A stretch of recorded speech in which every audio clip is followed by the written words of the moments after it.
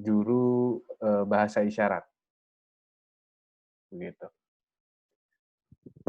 Dan nanti jika memang bahasa isyarat, silahkan di-pin saja video dari Mbak Uci. Oke, sekarang ini kelas online yang diadakan oleh Ibu Foundation dan Maknaka. Kita akan membahas tentang parenting, khususnya dengan topik kali ini adalah menerima keluh kesah anak. Nah, jadi bagi para orang tua yang sudah memiliki anak, kita di sini akan mempelajari bagaimana caranya menerima keluh kesah anak dengan tepat sehingga tidak menimbulkan kesalahpahaman antara orang tua dan juga anak. Dan hari ini yang akan memfasilitasi sebagai fasilitatornya itu ada Teh Fani. Panggilannya Teh Fani, nama panjangnya Kamsanuri Finalisya. Jadi Teh Fani ini psikolog dari Maknaka Consulting yang juga sudah berkiprah ke sana kemari ya Teh ya. Kebetulan Teh Fani juga sudah hadir di sini. Oke, kita sapa dulu. Halo Teh Fani. Halo, Assalamualaikum. Suara gimana? Suara ada? Kedengeran?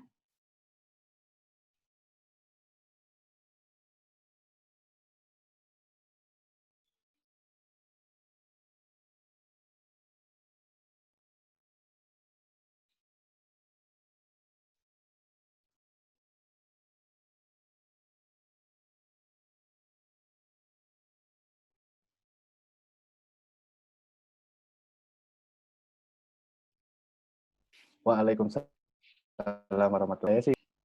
Kurang Nah, besar udah. ini? Sip.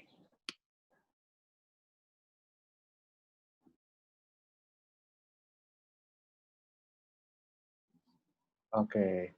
Nah, ini Tefani ini seorang psikolog yang juga sebagai founder dari Maknaka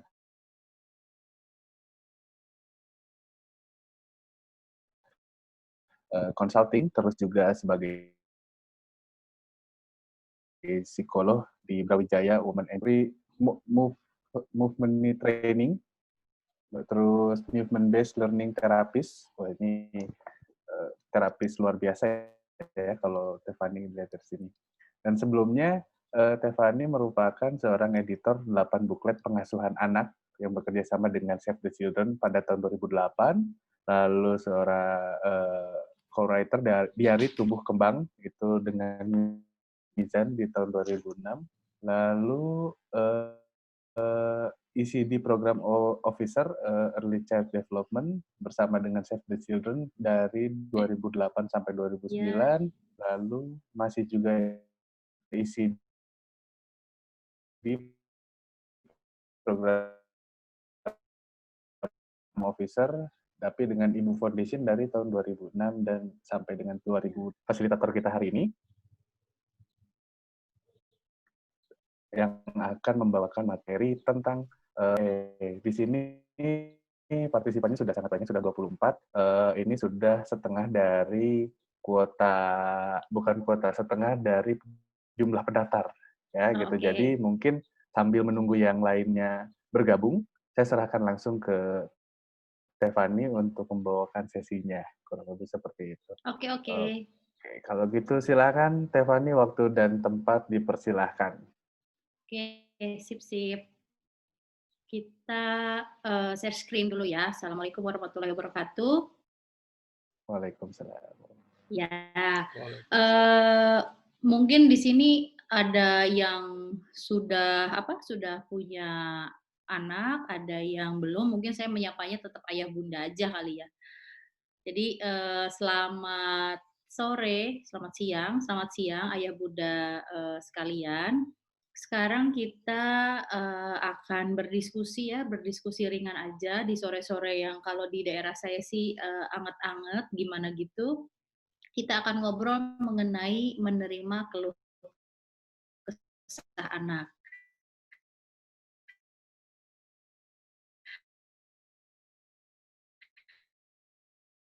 Nah, Aturan mainnya adalah, kita akan belajar kurang lebih 90 menit ya, jadi nanti sampai ke setengah 4. Lalu kita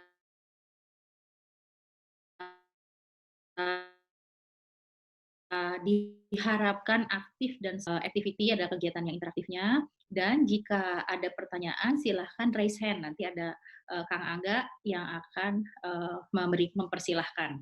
Oke, gitu dulu. Selanjutnya, apa sih yang akan kita bahas? Oke, yang akan kita bahas adalah, eee, karena berhubungan dengan keluh kesah, saya menggunakan, kata ini berulang-ulang ya. Tujuan keluh kesah, sumbernya keluh kesah, cara kerja keluh kesah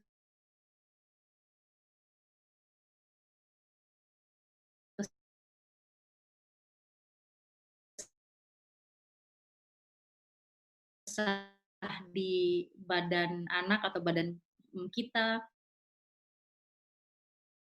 Bunda, teman-teman sekalian, untuk dilakukan di kegiatan di akhir, oke? Sip. Sekarang kita ice breaking dulu. Ini ice breaking yang usianya sudah sangat tua, ya. Sejak di buku pelajaran saya ada ice breaking ini. Sekarang saya akan membaginya dengan teman-teman sekalian, oke? Okay? Ini sudah sebelumnya juga itu sudah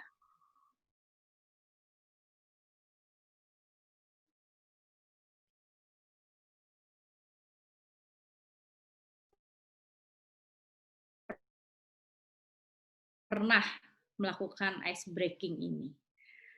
Ice breaking-nya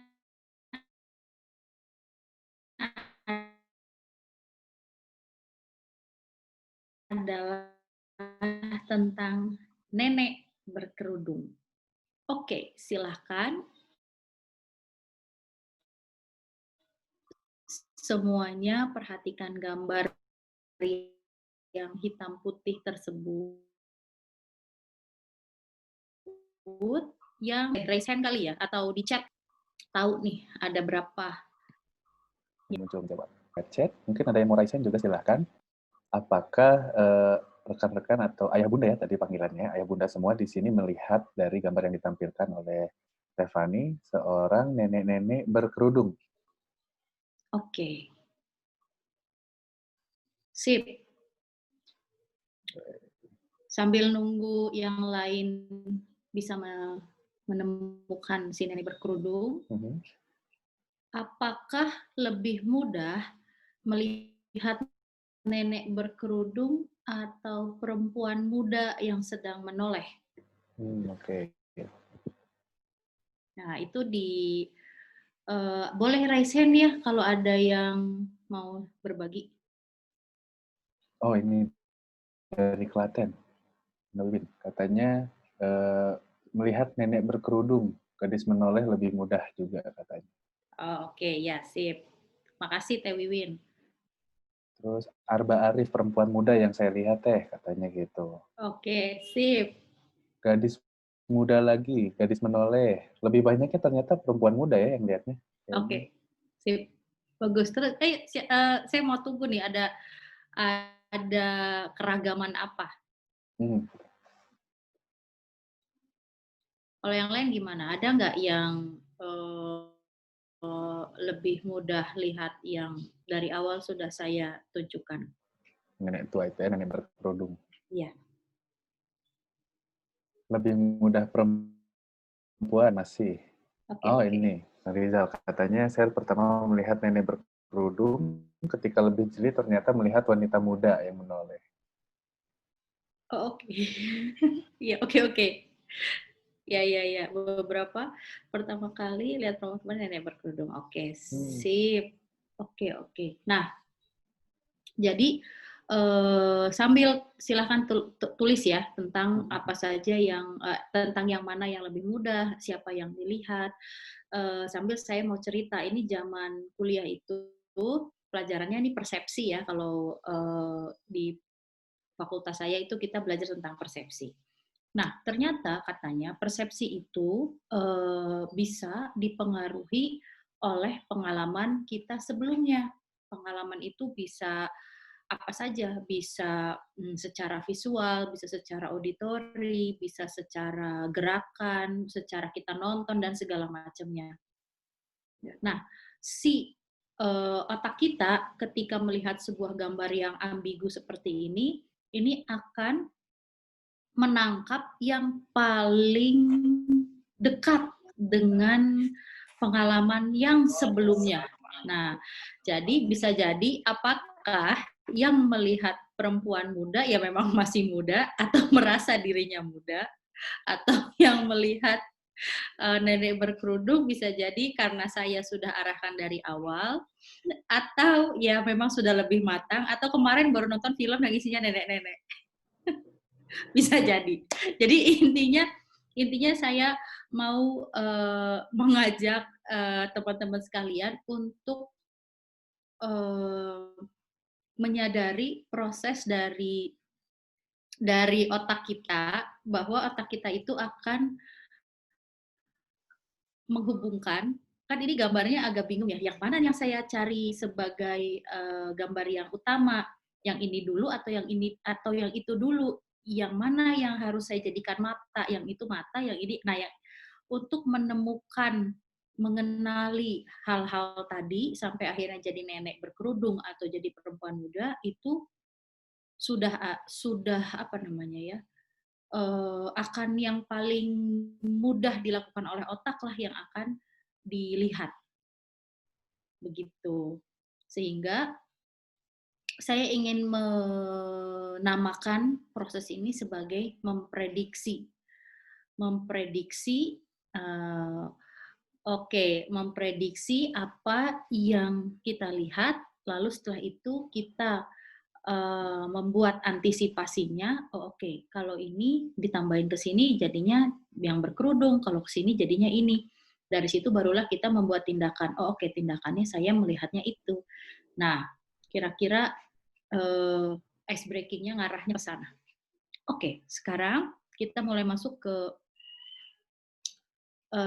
materinya ya. Jadi sejak bayi, kita lihat tuh dari gambarnya, ada bayi nangis, lalu mamahnya kan nggak mungkin ninggalin ya mungkin di beberapa kasus ditinggal itu ribet banget sih tinggal. Nah, tapi kalau dilihat di sini mamahnya berusaha untuk memahami ini anak kenapa ya. Jadi awalnya kalau keluh kesah itu diawalinya dari tangisan. Dan ini merupakan cara awal komunikasi. Jadi seperti bayi itu minta tolong. Ada yang dirasa tidak nyaman di badannya, lalu dia mengeluarkan suara untuk mendapatkan tujuan. Kira-kira begitu. Kenapa sih ada bayi menangis? Jadi kalau misalnya ada bayi menangis, jangan dibilang mengganggu ya, karena tentunya dia itu sedang minta tolong. Nah, sekarang kita ke cara tubuh bekerja. Si bayi tadi itu awalnya merasakan di dalam badan, aduh ada apa sih kok nggak enak. Habis itu sama dia di persepsi atau setelah dirasa, ini nih apa nih? Kalau waktu bayi mungkin dia nggak paham. Ketika sudah dirasa dia langsung minta tolong aja, teriak, tolong. Lalu datang mamahnya, lalu si dari bayinya, lalu mamahnya datang dan membuat tindakan yang lain lagi. Si mamahnya juga memprediksi, awal-awal mereka dua-duanya saling memprediksi, lalu bertindak. Besok lagi memprediksi, ada antisipasi, lalu tindakannya tambah bagus. Jadi kita beraksi di dunia ini dengan proses seperti ini. Nah, apa sih yang diprediksi itu? Yang diprediksi itu kalau buat anak bayi tadi ya, kita masih ngomongin anak bayi tadi, terus berjalan sampai dia nanti gede. Pertama yang datang mama bukan ya gitu. Ternyata bukan, nangis. Ya bisa gitu kan. Tapi besok lagi sebelum dia nangis, oh bukan, ya udah manggil mama dulu aja, misalnya gitu. Nah, itu dia merencanakan tindakan baru. Terus ketika si bayi ini mulai lihat makanan, pahit nggak ya? Dia antisipasi, tutup mulutnya, lalu dia lari. Bisa kayak begitu. Terus mau disuntik. Kalau masih bayi banget nggak ngerti, udah agak gede, dia lihat sakit nggak ya? Kalau dia sudah pernah tahu sakit sebelumnya, dia akan melakukan antisipasi, dia kabur atau dia nangis, dia sembunyi di bawah kolong meja. Tapi kalau dia bisa menahan dirinya, dia merencanakan tindakannya, walaupun gue lari tetap dikejar, ya udah dia nggak akan lari. Misalnya dia merencanakan tindakan yang lebih bijak, misalnya gitu. Terus semuanya adalah proses membuat prediksi, melakukan antisipasi, merencanakan tindakan. Dan ini ada bungkusnya. Bungkusnya adalah pengalaman dan lingkungan yang selalu memberikan respon-respon atau memberikan aksi-aksi atau menawarkan, ya mama pahit sakit itu kan bagian dari lingkungannya dia ya. Oke, lanjut. Nah, terus sebetulnya ini kita singkat aja. Si otak itu, karena tadi dia prosesnya prediksi, antisipasi, bertindak, prediksi, antisipasi, bertindak. Akhirnya, si jaringan-jaringan saraf yang paling sering dipakai, itu yang akan tambah lama tambah kuat dan akan mengarahkan prediksi kita. Makanya tadi saya di awal mengarahkan untuk ayo lihat nenek berkerudung, tetapi beberapa yang memang tidak bisa secepat itu saya pengaruhi karena memang dia lebih dekat, lebih menghayati si perempuan mudanya gitu. Nah itu ada gambar ya, gambar apa? Gambar saraf-saraf yang paling sering dipakai akan sangat dikuatkan, yang enggak dipakai akhirnya dibuang karena otak itu butuh efisien gitu. Nah sehingga nanti otak akan melakukan kategori yang ini sehat, nanti menyehat itu. Dan proses ini akan diulang, diulang terus, semakin sering diulang, semakin dia kuat eh, ikatan apa namanya neuron saraf-sarafnya. Oke, itu ya. Ini sekelumit tentang kenapa sih ini anak ribut aja gitu ya, kok keluh kesah terus. Nah, apa yang melatar belakangi sampai ada si keluh kesah itu kan di belakangnya tadi udah ya, di belakang otak itu kayak begitu, tetapi semuanya itu sebetulnya adalah untuk mengejar tujuan, ada tujuan tertentu, ada tujuannya. Tujuannya apa? Menghindari situasi tidak nyaman sehingga kita mendapatkan kenyamanan. Lalu ada tindakan yang akan membawa kita sampai ke tujuan itu, apakah kita mau mendekati atau kita menghindari. Untuk sampai pada proses, selama proses ini, anak-anak yang kemampuan bahasanya, berpikirnya, lalu bertindaknya masih kurang oke, yang masih berkembang, ya tentunya akan mengalami kesulitan-kesulitan. Disitulah munculnya si keluh kesah. Seperti jembatan, ya. Mungkin bisa dibilang itu jembatan. Sekarang, keluh kesah ini akan kita respon sebagai apa? Apakah respon sebagai sesuatu yang membuat dia mendekati tujuannya atau membuat anak ini menghindari tujuannya. Nah, ini fungsinya si orang tua. Nanti kita lihat lagi. Contohnya gini, kita ada dua jalan. Jalan yang pertama itu yang hijau ya, coba dirasain kayaknya jalan di sana gimana. Oke, jalan di eh, antara pepohonan hijau-hijau, terus bersih gitu ya, terang. Oke, mungkin beberapa teman-teman yang memperhatikan itu bisa memanggil perasaan-perasaan tertentu. Lalu sekarang ganti ke gambar yang di bawahnya. Jalanannya kelam, gelap, kanan kirinya ada semak-semak. Nah, suasananya jadi berbeda lagi. Jadi kita akan memilih si orang tua itu nantinya akan mengarahkan gambar manakah yang akan dibawa-bawa sama anaknya ketika menghadapi perjalanan hidup ini berat, menghadapi kesulitan-kesulitan di depan sana. Apakah dia akan melihat, oke, jalan aja, toh menyenangkan, atau nanti ada hantu, nanti ada anjing nih, nanti ada ular, nanti ada apa. Nah, itu semua dipersepsinya oleh seluruh tubuh kita. Tapi kembali lagi ke tadi, karena anak-anak kecil ini, anak-anak ini kemampuan bahasanya, berpikirnya dan bertindaknya masih berkembang, pasti akan ketemu kesulitan-kesulitan yang memunculkan si keluh kesah. Oke, tentunya di sini ayah bunda atau teman-teman berharap daya prediksinya itu adalah yang si jalanan hijau gitu ya, sehingga nanti lama-lama keluh kesahnya sudah menghilang. Sehingga, nah, kita udah sampai nih di tugas orang tua. Sehingga tugas dari kita sebagai orang tua adalah menyadari keluh kesah merupakan jembatan untuk sampai di tujuan. Karena tadi dia punya situasi yang belum nyaman, dia pengen sampai ke situasi yang nyaman. Dalam perjalanannya masih banyak yang berkembang yang belum kompatibel sama perjalanan ini. Akhirnya, susah ini, susah itu, misalnya kayak gitu ya. Sehingga ini jembatan. Tugas orang tua yang berikutnya adalah menerima situasi anak dengan rasa ingin tahu. Kalau kita sudah duluan memberikan nasihat, rasa ingin tahunya berarti nggak ada. Kayaknya kita udah tahu semuanya. Ya nggak kan, kalau nasihat itu kan sepertinya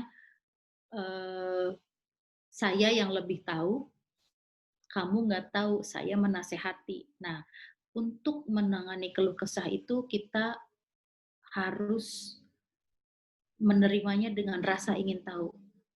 Apa alasan dibalik keluh kesahnya? Apa alasan dibalik tindakan yang sebelumnya dia lakukan?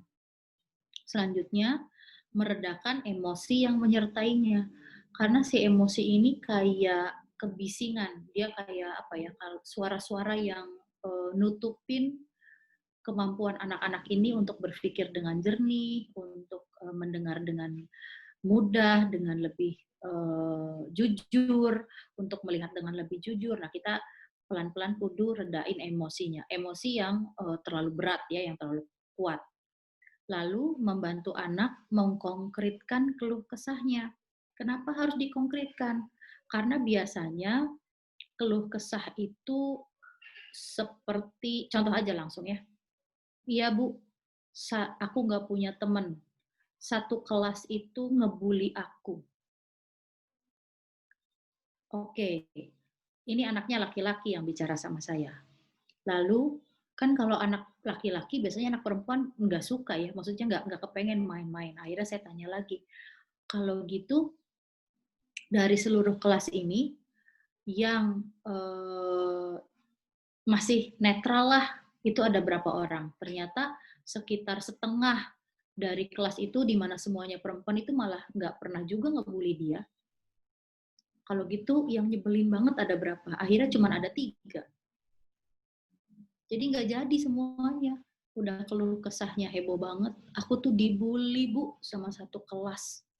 Padahal yang ngebully dia 3 orang. Nah, jadi kita perlu mengkonkretkan keluh kesahnya. Atau contoh satu lagi, gimana mengkonkretkan? Aku tuh, aku tuh nggak bisa, aku tuh nggak asik orangnya, nggak ada teman yang mau main sama aku. Oke. Itu kayaknya, ketika saya lihat anaknya menarik ya, pinter lagi, pinter. Ketika saya tanya ternyata dia punya banyak kebisaan, prestasi. Terus ketika akhirnya saya tanya, "Oh, memangnya pernah ada ya pengalaman ketika kamu susah untuk masuk ke dalam kelompok tertentu?" Jadi saya konkretkan, "Oh iya Bu, saya waktu SD mau ke SMP itu pindah sekolah." Ya kan ketika pindah sekolah seringkali kita yang berbeda karena dia misalnya dari Jawa, kita pindahnya ke Bandung. Itu susah, saya dilihatnya berbeda dan segala macam. Si sekelumit pengalaman itu saya berikan waktu, oh itu waktu kamu SMP, itu jadi konkret. Kalau ketika dia ngomong kan kayaknya sepanjang hidupnya tuh dia nggak ada temennya gitu ya nggak? Itu kita mengkonkretkan keluh kesah. Lalu setelah kita membantu mengkonkretkan keluh kesah, kita mengarahkan solusi yang aman dan efektif. Solusinya gimana? Ya iya Bu, nanti aku tonjok aja. Nah, oh ya, pertempuran antara anak kelas 5 SD yang saling apa itu? Saling komentar, udah komentarnya nyebelin ya akhirnya mereka bertengkar. Lalu habis itu solusi yang diambil adalah aku tonjok perutnya. Ya kan itu solusinya udah nggak aman, nggak efektif karena akhirnya dia ketangkep lagi. Kan ditanya lah akhirnya sama saya. Nanti kalau misalnya kamu ketangkep kira-kira yang dilihat dari kamu apa? Oh, iya ya, nanti saya kelihatan jadi yang bandelnya. Sebetulnya yang salah siapa? Itu Bu, ternyata ada orang lain lagi yang bandel.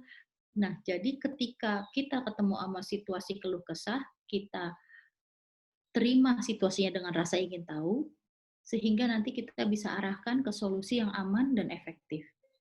Kalau sudah, barulah terakhir kita mengapresiasi keberhasilannya. Keberhasilannya bukan sekedar, mengapresiasinya bukan sekedar good job, tetapi ibu bangga banget ketika kamu di apa diejek sama temen, kamu cuma senyumin aja. Atau kalau enggak, kamu cuma lewat lalu melengos. Hebat ih, kayak begitu.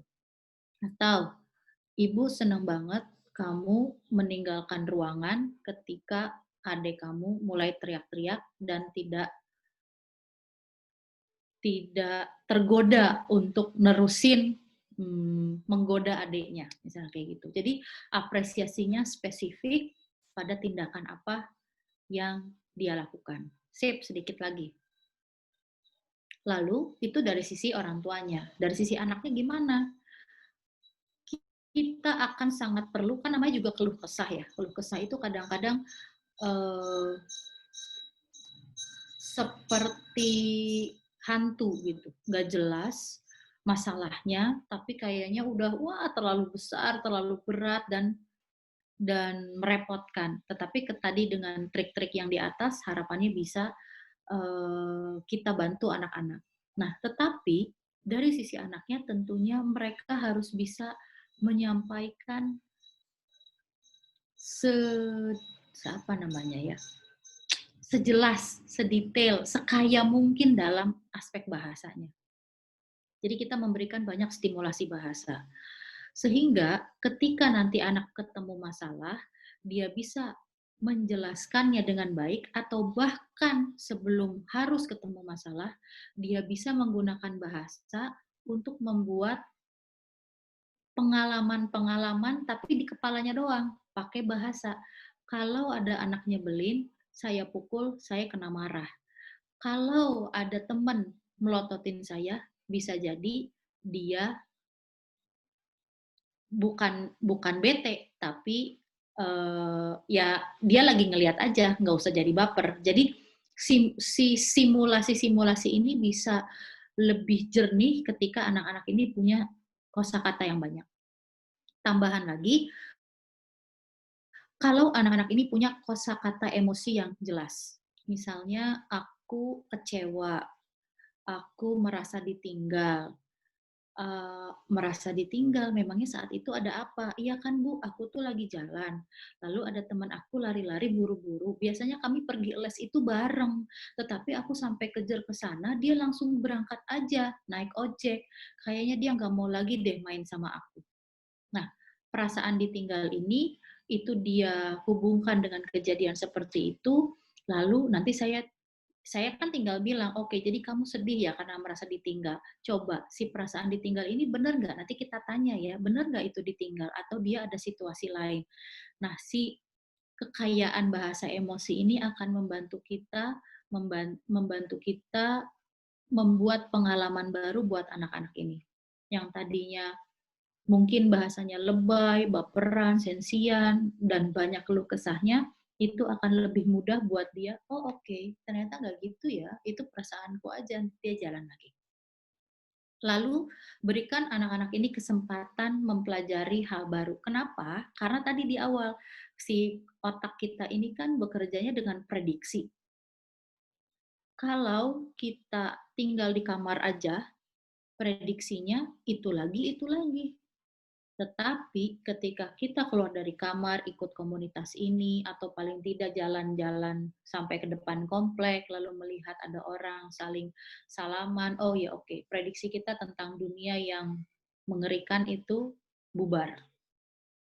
Atau ternyata kita suka bilang ya, orang ini tuh nyebelin loh, orang ini tuh kasar loh, orang ini tuh agresif loh, ketika kita datang, kita ketemu ternyata manusia biasa aja, sama-sama aja. Nah, sehingga prediksi-prediksi kita yang awalnya A, ternyata ada kesalahan, kita perbaiki dengan B. Ya nggak apa-apa, nggak usah malu, toh semuanya ada di dalam kepala. Lalu selain kalau tadi ya mencari hal baru itu kan secara tindakan misalnya. Nah, yang kita bisa lakukan juga adalah diskusi tentang hal-hal baru. Jadi udah bahasanya banyak, kita diskusikan juga tentang hal-hal baru. Sehingga prediksi-prediksi yang ada di kepalanya itu akan lebih banyak alternatifnya. Bukan cuman aku tuh nggak disenengin, aku tuh si itu tuh nggak mau main sama aku. Anak-anak biasanya apalagi ya? Atau yang ya udahlah Bu, aku nggak mau belajar. Lagian kan kita hidup ini untuk mati. Aduh, udah capek deh. Ya pokoknya diskusikan tentang hal-hal baru sehingga prediksi-prediksinya itu tidak linier gitu. Karena tadi biasanya dengan kurangnya kemampuan memprediksi hal yang lain, kan misalnya aku tuh gagal di pelajaran A. Ya udahlah aku nggak mau belajar lagi, aku kan tinggal mempersiapkan buat kematian, kok repot banget, cepet banget gitu sampai ke sana. Sedikit sekali prediksi dia, pengalaman dia tentang hal-hal lain di dunia ini yang bisa dilakukan. Nah, tentunya ini adalah tugas dari kita sebagai orang dewasa di sekitarnya, membantu mereka memiliki prediksi yang lebih bijak. Dan selanjutnya mempersiapkan anak dengan memberikan tanggapan spesifik. Contohnya adalah dengan pertama mungkin pujian. Kenapa? Karena pujian yang spesifik akan tadi sini saraf-saraf itu kan dia akan tambah lama tambah kuat. Kalau kita berikan kata-kata itu diulang-ulang terus dan itu spesifik, dia tahu, oh oke, itu tuh jadi kalau misalnya si anak ini adalah perpustakaan, kita akan nambahin buku mengenai hal tersebut, misalnya, ih kamu kakak mah anak yang ramah ya, ih adik mah asik diajak main. Nah itu tuh akan terus kita kumpulkan buku-buku sehingga di satu perpustakaan ini isinya adalah buku-buku tentang hal-hal yang baik. Ada hal seremnya, yang namanya manusia pasti akan ketemu situasi yang tidak menyenangkan, tapi hal seremnya itu akan kalah banyak gitu. Termasuk juga ketika kita kan tadi pujian ya, kan bisa satu laginya adalah kita marah gitu. Arahannya pun nggak bisa bandel banget sih. Nah, bandel banget tuh susah gitu, terlalu besar. Bandel banget tuh tadi dikonkretkan. Gangguin adik terus kayak begitu tuh bikin suasana jadi nggak enak. Ini jadi berisik, ibu nggak bisa nonton TV, misalnya kayak begitu. Nah, kata-kata itu akan lebih membantu buat si anak-anak ini punya pengalaman-pengalaman, lalu ketika sekarang keluh kesah iya, tapi nanti besok lagi kan kita udah bantu nih dengan tadi ya kata-kata yang banyak, besok lagi dia mau keluh kesah lagi, oh iya ya si ibu kan tadi ngomongnya kayak begini, ya udahlah saya nggak mau gitu lagi. pengalaman-pengalaman ini diperkaya oleh kata-kata dari pengalaman yang sebelumnya, akhirnya besok-besok dia nggak perlu keluh kesah, dia udah bikin dulu simulasinya di kepala, dia lewat dengan prediksi dia yang sudah lebih bagus ya, karena kan prediksi ya tadi ya, kita prediksi, lalu dia mengantisipasi ini, dia mempersiapkan dirinya, dia mulus, keluh kesahnya lama-lama malah hilang. Oke, seperti itu. Sebelum kita masuk ke latihan, boleh Kak Angga, kita apa mau buka tanya jawab dulu atau gimana? Boleh, mungkin kalau misalkan rekan-rekan yang ada di sini ada hal-hal yang ingin ditanyakan berkaitan dengan paparan yang tadi sudah disampaikan oleh Stefani, untuk ditanyakan silakan boleh raising hand ataupun juga langsung ditanyakan melalui kolom chat ya gitu. Jadi jika ada yang kurang jelas silahkan ditanyakan. Oh, sudah ada yang raising hand. Silakan Bang Rizal untuk mengajukan pertanyaannya.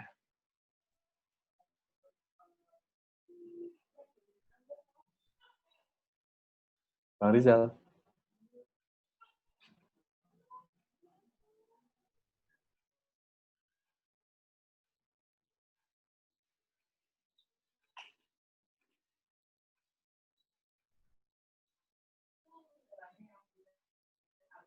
Halo Bang Rizal.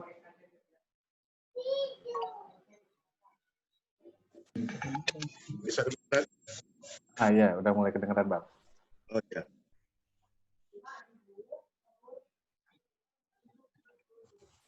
Halo, saya. Ya, Oke.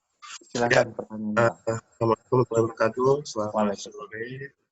Terima kasih sekali Mbak Fani untuk memberikan pengetahuan hari ini.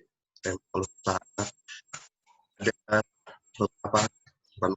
dua mungkin yang saya lihat itu sebenarnya pengalaman yang saya alami soal keluh kesah anak.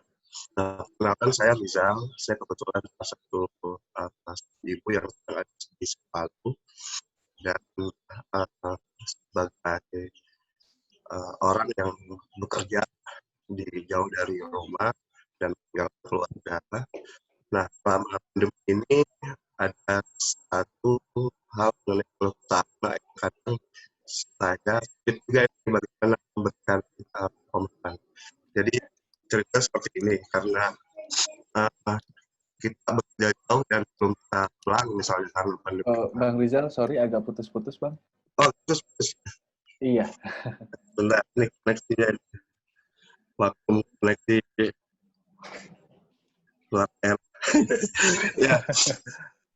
Jadi ini Mbak Fani, kadang kalau video call sama anak, kita tuh anak selalu menanyakan, ayah kapan pulang, ayah kapan pulang. Nah, kadang bingung juga untuk memberikan jawaban yang baik kepada anak kita supaya dia bisa paham. Anak saya itu cowok umur 3,5 tahun ya. Kalau untuk yang satunya umur 8 tahun sudah bisa memahami, tapi yang 3,5 tahun ini. Nah, sampai akhirnya saya bingung menjawabnya. Iya, ayah akan segera pulang. Gitu. Besok pagi kalau aku bangun, udah ada ya. Gitu. Ya, gitu. Tapi ya, itu nanya lagi. Sampai akhirnya dia tak mau lagi ngomong di video call gitu, di cam gitu. Kalau dia ngomong, dia cuma nampang di cam, cuma bilang, ayah pulang.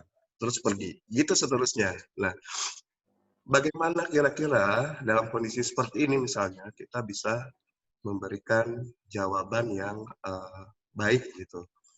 Karena kadang kan orang tua terutama kita ini bapak-bapak yang kadang segala sesuatunya kita serahkan kepada si bunda gitu kan, padahal kita punya peran yang amat penting juga misalnya pertumbuhan anak gitu.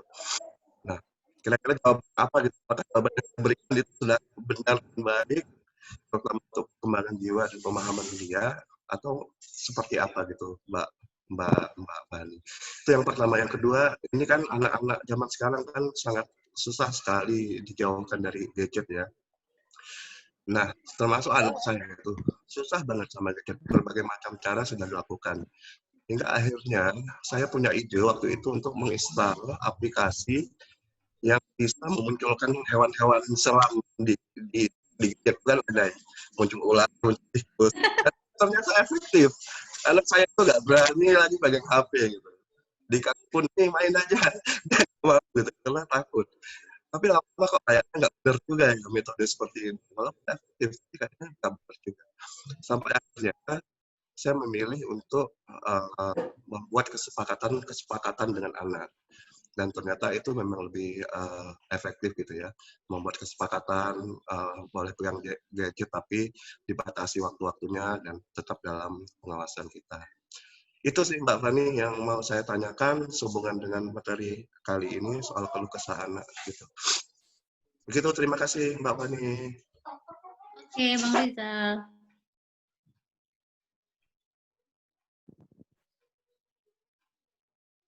Oke, Tiffany mungkin dijawab dulu, model langsung ditanggapi sambil menunggu pertanyaan-pertanyaan yang lain yang mungkin ada yang ingin ditanyakan via chat boleh, ataupun juga mau raising yang seperti Mbak Riza tadi juga silahkan. Oke, sip. Kita langsung jawab dulu aja ya. Nah, Oke. tadi karena apa sih namanya, kita kayak lagi ada di program putus-putus ya, jadi harus nebak gitu ya. Pertanyaannya itu apa aja tuh secara komplit. Nah, harapannya saya nangkep intinya. Jadi intinya karena ayahnya jauh, jadi kapan pulang gitu ya, kapan pulang, dan itu selalu ditanyakan ketika video call gitu kayaknya. Pertanyaannya seperti itu. Terus kalau mungkin di beberapa keluarga, di anak yang lain yang ya namanya pengalaman beda-beda ya. Setiap ayahnya pergi, anaknya sakit dulu. Misalnya kayak begitu. Ya ini mah wajar banget ya, ini wajar banget, dan tentunya akan perlu dihadapi dengan tenang dan penuh rasa kasih sayang lah, kira-kira seperti itu. Kalau misalnya anaknya sudah cukup mampu memahami banyak kata-kata, tentunya kita jelaskan sehingga kita akan saya di sini paling belakang tuh di bawah ada latihan meredakan emosi, tapi sebetulnya tidak digunakan untuk emosi saja, tetapi untuk semua konteks kehidupan. Misalnya tadi bagaimana dia bisa memprediksi hal apa yang mungkin akan terjadi ke depannya. Apakah ayahnya datang sekarang seperti keinginan dia, atau ayahnya datangnya ya nanti ketika memang udah dapet cuti, misalnya kayak begitu. Nah, sehingga salah satu yang bisa dilakukan adalah membuat kategori ide baru, karena ini mah ide ya, bukan emosi. Kita membuat kategori ide baru. Misalnya kategori ide apa? Ayah kerja, bukan ayah pergi. Ayah kerja. Kerja itu ada waktunya. Nah, si kategori ini diberikan sifat-sifat yang spesifik. Misalnya kalau kerja itu buat dapat uang, kalau kerja itu adek nanti pula dibeliin apa, kalau kerja itu ayah senang karena bisa melakukan tugas yang ayah sukai. Dan itu juga layak untuk disampaikan karena semakin detail, semakin kompleks penjelasan kita, itu akan membuat si kategori ini lebih kaya dan membuat anak-anak ini punya daya prediksi yang lebih kaya ya, lebih apa namanya ya?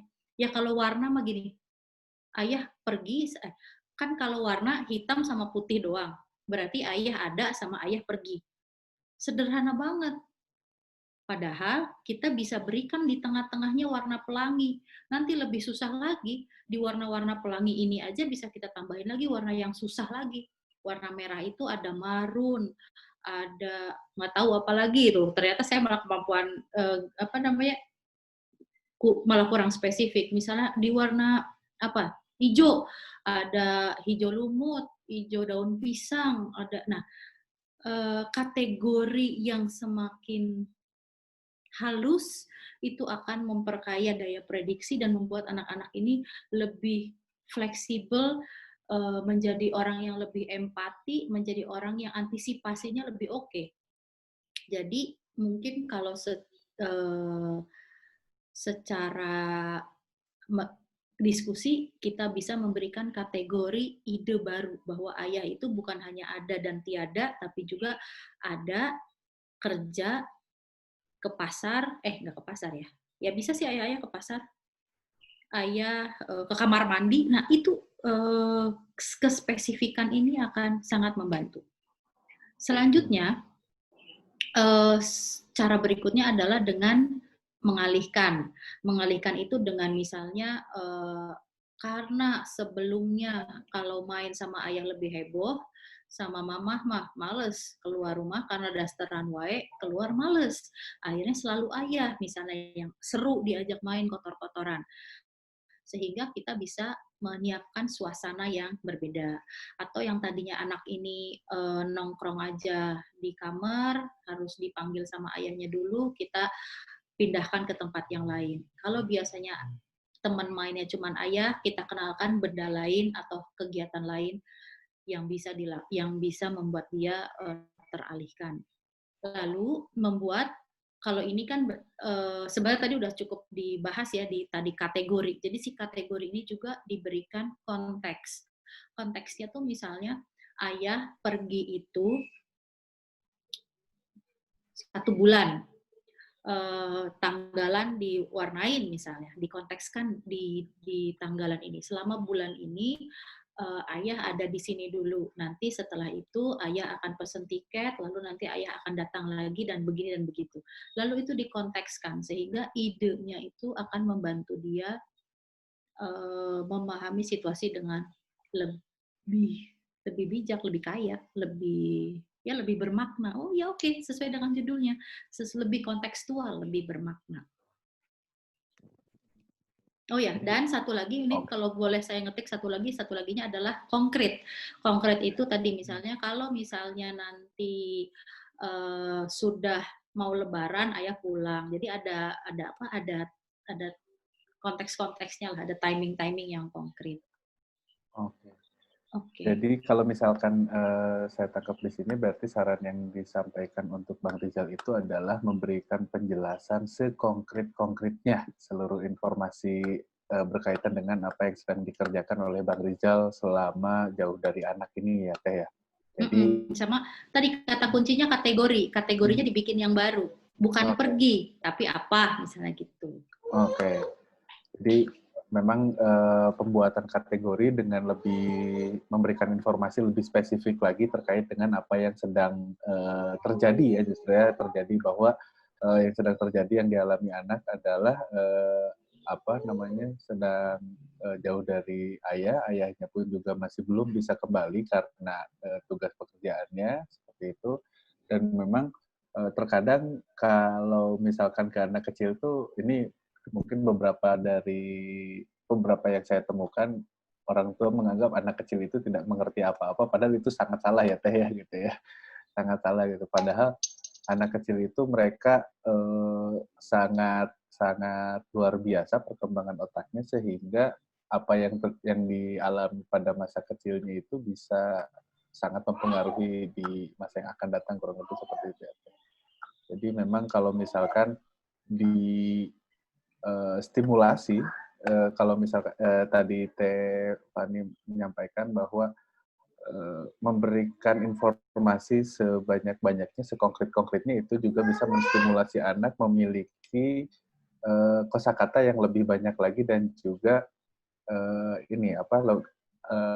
logika berpikir masuk sampai situ nggak sih? Oh iya dong. Sebetulnya sih kalau mau agak lebih susah kita ngomongin logika, tapi kita kan ngomonginnya keluh kesah. Jadi lihatlah bahwa bahasa itu alat sebenarnya, alat berpikir. Iya, iya. Nah, kita ke pertanyaan yang kedua ya.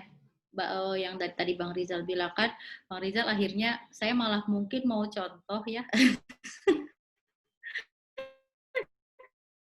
Jadi aplikasinya nunjukin betulnya sih ya itu mah ya kalau saya sih malah mengapresiasi banget ya karena sudah dibikinkan tadi apa dibatasi dan segala macam dan segala Kesepakatan. macam. Iya, ada kesepakatannya, dibatasi, diajak diskusi dulu karena memang ya itu tadi apa yang masuk ke dalam pikiran anak akan membuat anak-anak ini akan mempengaruhi cara kerja otaknya kan, karena kan tadi dia akan memprediksi, akan mengantisipasi. Kalau filmnya horor terus dia masih kecil, kemampuan berpikirnya belum oke ya nanti nggak mau tidur sendiri, misalnya kan nyusahin orang tua banget. Jadi memang kita perlu apa namanya membatasi. Nah, untuk masalah gadget juga ya, kalau anaknya udah agak lebih besar, mungkin kita akan lebih enak buat diajak ngobrol. Tapi kalau misalnya masih kecil, lalu dari bangun tidur minta gadget, nanti baru setengah jam diambil minta lagi, dan terus kayak begitu. Padahal kita udah tahu dia nggak boleh nih, karena masih kecil, misalnya di bawah 5 tahun ya, balita. Lalu dia teriak-teriak, jerit-jerit, dia nangis, dia kayak kita tuh horor banget, kita tuh musuh yang jahat, nyubit-nyubit dan segala macam. Nah, saya mau kasih contoh lagi masalah kategori juga. Kalau kita mengkategorikan keluh kesah anak yang diambil gadgetnya sebagai tangisan, di mana tangisan itu biasanya kita hubungkan dengan perasaan yang melo-melo, sedih-sedih, yang disakiti, kita akan menjadi orang yang merasa bersalah. Lalu habis itu kita kasih deh itu handphone. Nah, sehingga saya menawarkan kategori baru. Kategori barunya adalah dia belum belajar permainan lain yang lebih seru dibandingkan handphone. Sehingga dia sekarang meminta itu karena ketidakmampuannya memainkan hal yang lain.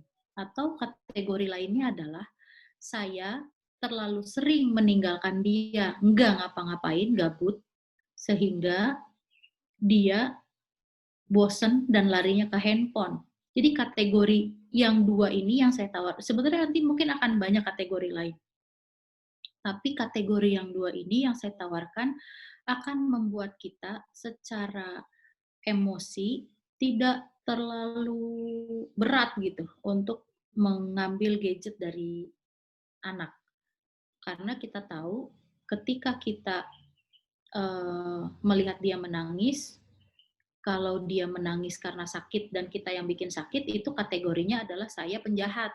Tetapi ketika saya kasih kategori baru, kalau dia itu cuman nggak tahu permainan lain yang menyenangkan, dia belum sampai di luar rumah, pakai sepatu juga belum, misalnya kayak begitu. Nah, kategori-kategori ini akan menyelamatkan dan memberi kita ruang untuk yang tadinya pengen cepet-cepet ngasih, kita stop dulu, lalu setelah itu ngelihat anaknya, ih baru juga 5 menit tadi nangis, lah sekarang udah ketawa gara-gara misalnya ngelihat apa. Nah, kategori ini akan menyelamatkan kita, lalu besok lagi kita akan punya daya prediksi yang lebih bagus, antisipasi kita lebih bagus, sehingga si anak semakin matang, semakin bijak, kitanya juga semakin matang, semakin bijak. Nah, itu fungsinya sih penjelasan otak-otak yang di atas itu tadi, Kak Angga ya. Mohon maaf tuh ada otak-otak di atas. Oke, sip. Itu mungkin jawabannya. Oke, terima kasih Stefani. Gimana Bang Rizal? Sudah terjawabkah atau ada yang masih ingin ditanya lebih dalam? Sudah. Kang Angga, Stefani, terima kasih. Saran dan masukannya sangat mencerahkan sekali, terutama ilmu soal kategori-kategori emosi baru pertama ini dapat. Terima kasih, Stefani. Sama-sama Bang Rizal. Sama-sama Bang Rizal. Oke, ada lagi yang ingin bertanya sebelum kita lanjutkan untuk melakukan simulasi dengan Stefani? Atau mungkin dilanjut dulu aja kali ya Stefani ya. Nanti kalau misalkan memang di tengah-tengah ada yang kurang jelas atau ada yang ingin ditanyakan, silakan disampaikan melalui chat. Nanti kita akan bacakan dan Stefani yang akan jawab ya, bukan saya. Silakan Stefani, saya kembalikan ke Stefani. Ya oke, sip. Terima kasih Kak Angga. Nah sekarang teman-teman, ayah bunda sekalian, ayo kita latihan memberikan tanggapan yang spesifik. Nah, tanggapan yang spesifik ini tadi ya yang saya sampaikan, dia itu bukan sekedar anak soleh, anak pintar, apalagi coba. Kalau kita tuh suka good job ya gitulah ya, yang kayak gitu-gitulah. Nah, sehingga sekarang saya ingin minta teman-teman sharing di sini, lalu gunakan yang di menu ya, yang menu annotate. Lalu teman-teman boleh sharing kira-kira apa yang mau disampaikan buat anaknya. Misalnya kemarin, ingat-ingat kemarin anak ini melakukan apa ya, misalnya apapun lah, yang bagus, yang jelek juga nggak apa-apa. Tetapi selain marah atau selain bete atau selain kakak, atau gitu doang. Atau kata-kata gitu doang, kan kadang-kadang ada juga gitu. Adek, atau misalnya gitu. Diam, atau kayak gitu.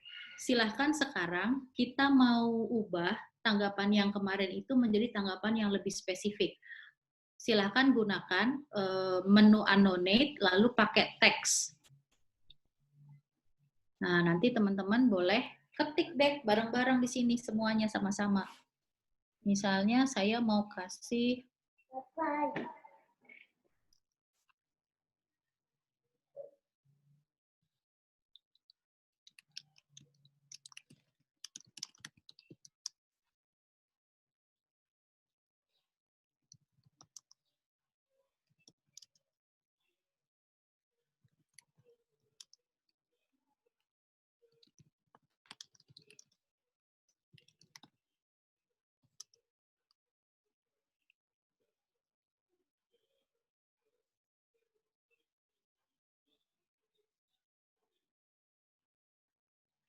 Nah, oke.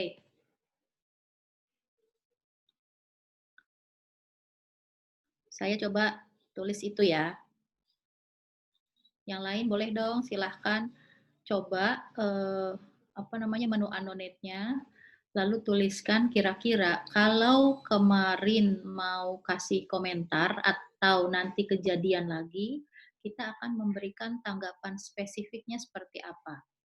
Tanggapan itu bisa pujian atau bisa arahan, sehingga nggak harus yang manis-manis terus, silahkan yang itu kayak tadi. Oke, jadi silakan yang sudah ada di sini untuk menuliskan melalui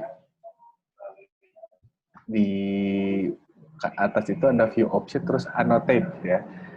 Diklik annotate, di situ ada teks. Nah, silakan dituliskan terkait dengan latihan memberikan tanggapan spesifik. Jadi tanggapan yang diberikan berdasarkan apa yang sudah dilakukan oleh anak ya, Teh ya. Oke, ini udah ada lagi nih. Dek, jangan galak-galak sama kakak, nanti kakaknya sedih. Ini kaya banget sama tindakan dan emosi. Malah ada prakondisinya. Galak membuat kakak sedih. Ini keren.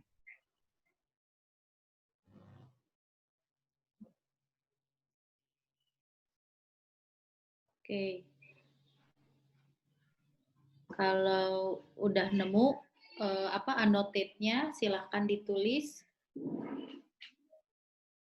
pakai yang teks berarti ya, biar lebih mudah.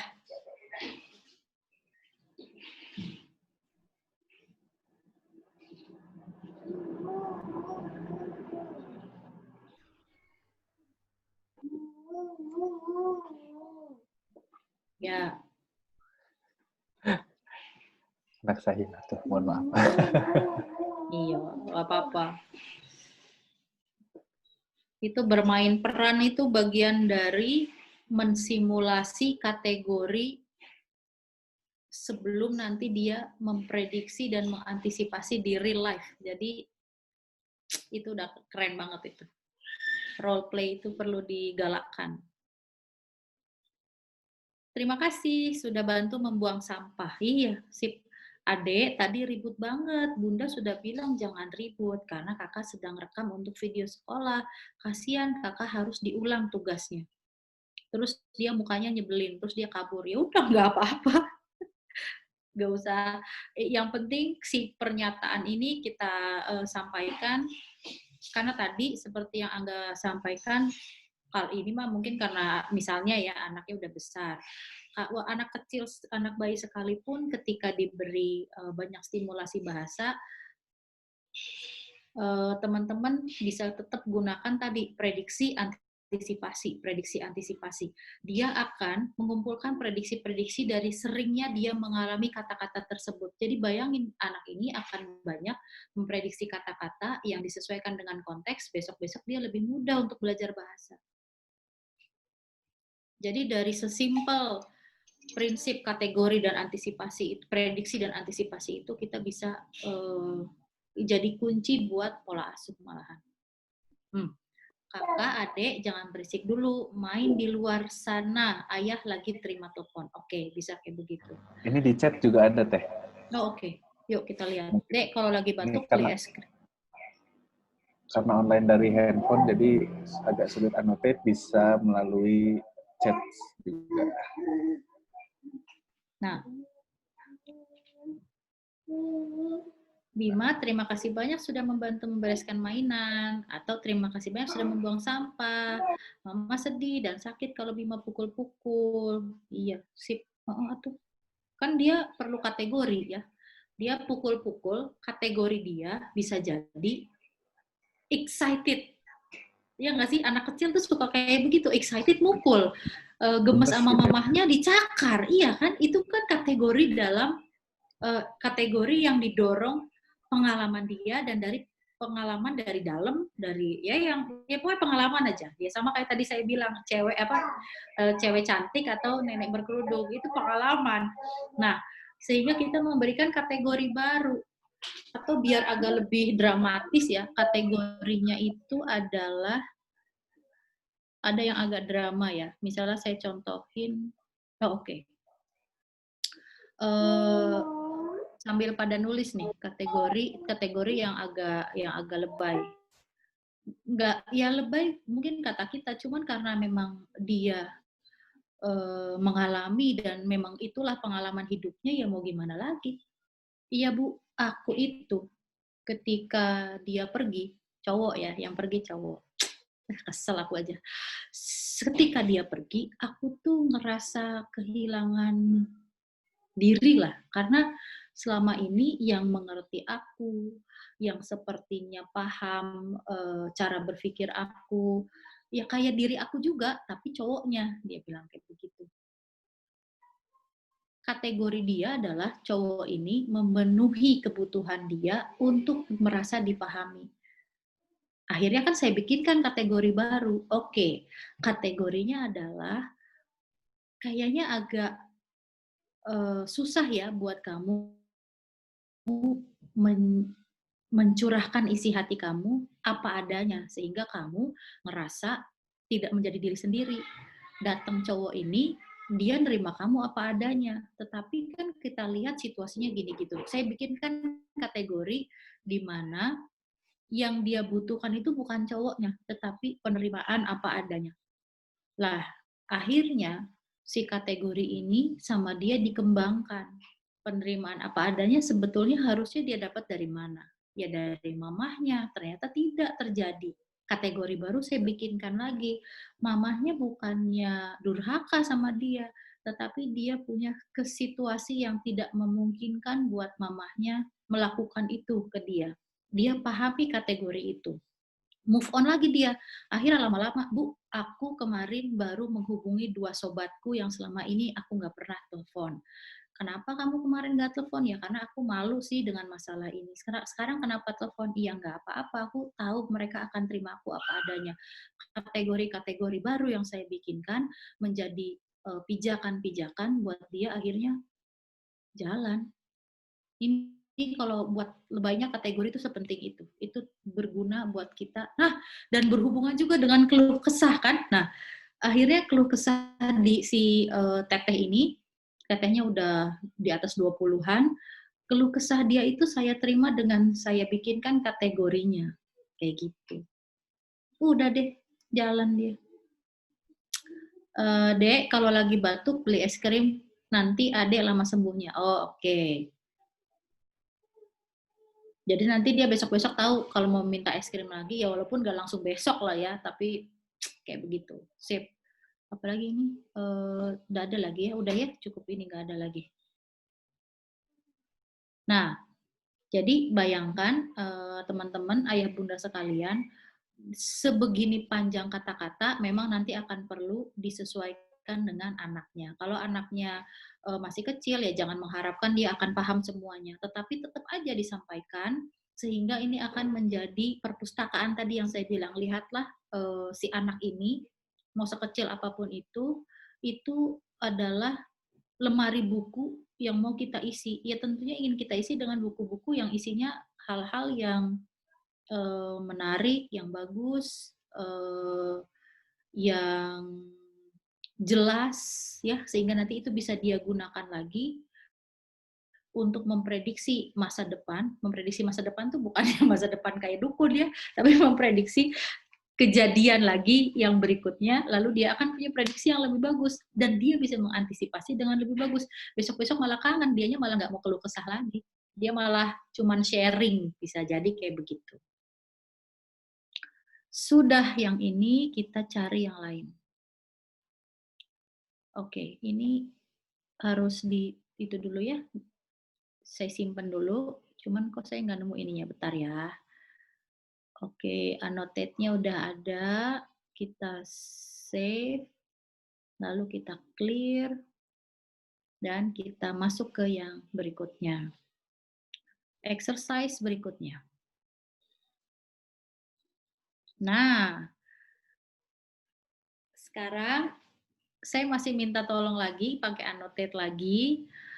Ayo kita belajar, kita latihan untuk mengkonkretkan keluh kesah. Kira-kira kalau situasi yang kemarin lagi, ya atau tadi pagi misalnya, barusan terjadi, silahkan bikin keluh kesah dari putra-putri kita itu menjadi sesuatu yang konkret. Nah, kira-kira mau bagaimana nih cara ngomongnya? Saya mau satu kali ya. Boleh siapa saja. Kita coba yuk bikin keluh kesah yang konkret. Kenapa saya minta ditulis? Sehingga kan kalau dipikir doang prosesnya cuma satu ya. Dari pikiran disusun jadi kata-kata tapi cuma ada di otak. Coba bayangin kalau itu ada ditulis, kita harus mengkodenya, kita harus menurunkannya menjadi tulisan, lalu kita ketikin lagi. Nah, itu prosesnya ada banyak. Sama kayak tadi, kita sedang menguatkan neuron-neuron yang penting. Jadi kita lakukan berulang-ulang. Oke, kita annotate lagi. Sambil menunggu yang lain melakukan annotate ya, berkaitan dengan latihan membantu mengkonkretkan keluh kesah, ini ada pertanyaan masuk melalui private chat. Ini bertanya, pengaruh nggak penggunaan kata positif dan negatif? Misalkan, menggunakan kata jangan, nggak boleh, dan lain sebagainya gitu. Karena kan ada beberapa, kalau misalnya kita lihat dari internet ya gitu, hindari menggunakan kata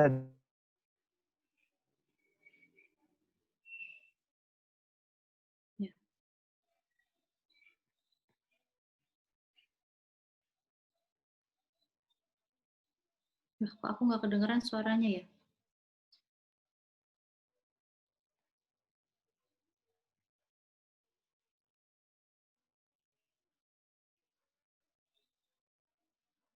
Angga, bicaranya udah ya? Kok aku nggak kedengeran, Angga?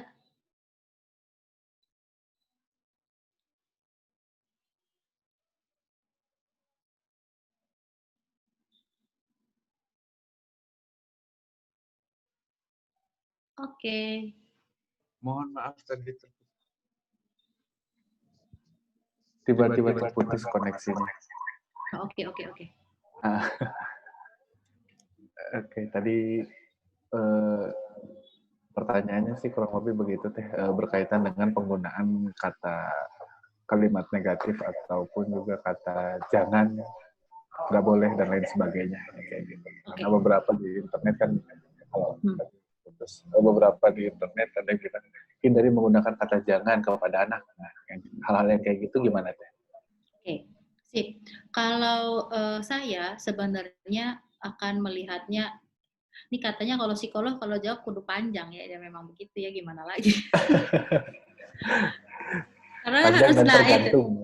panjang dan tergantung konteks, harus gimana konteksnya. Jadi yang selalu saya ingat adalah yang namanya anak-anak itu selalu bergerak. Sehingga memang ya, kalau mau dibilang salah tidak salah, sebaiknya memang menggunakan kata yang mengarahkan. Karena di mana-mana kalau kita dilarang, kita pasti malah tambah penasaran. Sebetulnya itu.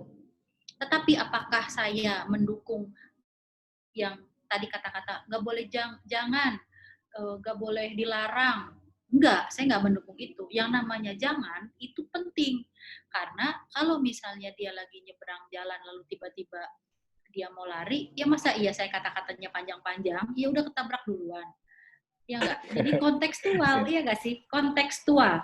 Lalu, di manakah anak-anak tidak boleh dilarang-dilarang? Ya itu tadi tidak dilarang untuk hal-hal yang merupakan eksplorasi. Tetapi kalau yang sudah berhubungan dengan bahaya, ya tetap harus jangan dong. Atau yang berhubungan dengan prinsip, ya tetap harus jangan. Misalnya, kita bisa gunakan memang kalau prinsip apa ya, misalnya ya hormati orang tua, ya itu sih nggak apa-apa. Tetapi kan nggak, maksud saya tidak se-strict kita nggak bisa menggunakan jangan nangis, jangan apa lagi ya. Ya kalau saya sih lebih lihatnya ke efektivitasannya. Anak-anak disuruh jangan nangis ya jelas nggak bisa. Ya tadi kan karena keluh kesah itu harus diterima dengan empati sehingga dia karena si emosi itu ya, karena dari dalam seperti rasa lapar, emosi itu kan kayak rasa lapar. Emosi itu kayak lapar, gerah, itu kan semuanya dari dalam ya. Haus itu dari dalam, sehingga itu kayak nggak terpisah gitu. Padahal terpisah, emosi itu kayak terpisah. Tetapi ketika kita ketika kita apa ya meniadakan emosi dari seseorang, kita sepertinya meniadakan dia dari muka bumi gitu. Sebaper itu gitu kalau ngomongin masalahnya.